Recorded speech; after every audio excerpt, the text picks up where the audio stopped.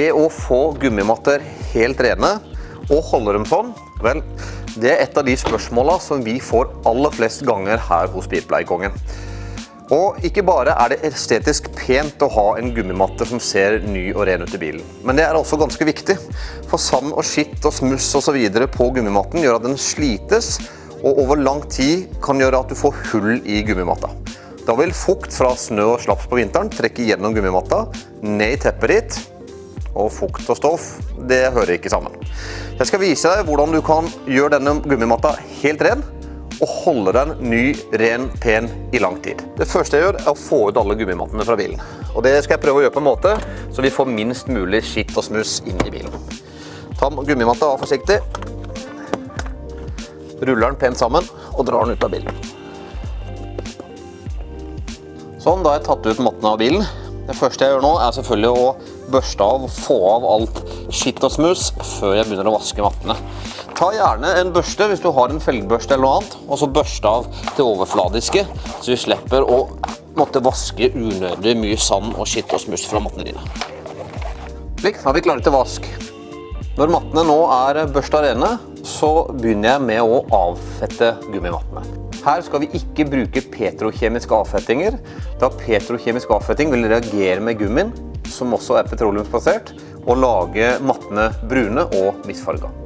Bruk en høyalkalisk avfetting, eller i tilfellet her bruker jeg Wash King Green Degreaser, som er en vannbasert avfetting, som er helt trygg å bruke på alle overflater, som er trygg å bruke med vann.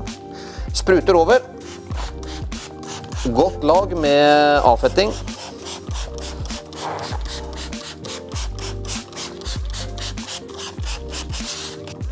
Og så bruker jeg en børste, rett og slett, til å jobbe inn avfettinga i matta.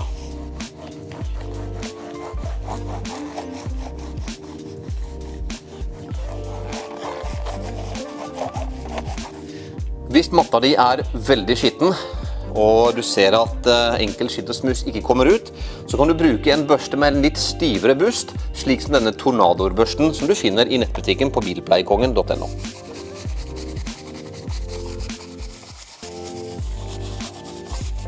Nå som jeg har børstet matta rein, passer på at avfettinga ikke får tørke inn i gummien. Begynner den å tørke ut, så bare ha på litt mer avfetting så den holder seg våt. Når jeg er ferdig med å børste, så skyller jeg matta godt med vann.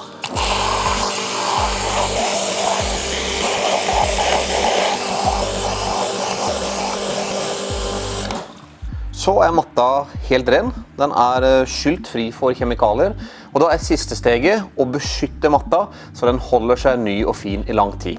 Til det så bruker jeg Autoglym Vinyl and Rubber Care, og for deg som tror at du ikke skal bruke vinylfornyere på gummimatter fordi at den blir glatt, så er det helt feil. Det kan du jo godt bruke. Trikset er å tørke det av etterpå. Dette produktet bruker jeg mens matta fortsatt er våt. Spruter jeg på et tynt lite lag, tar jeg en ny ren mikrofiberklut, og så tørker jeg det av umiddelbart.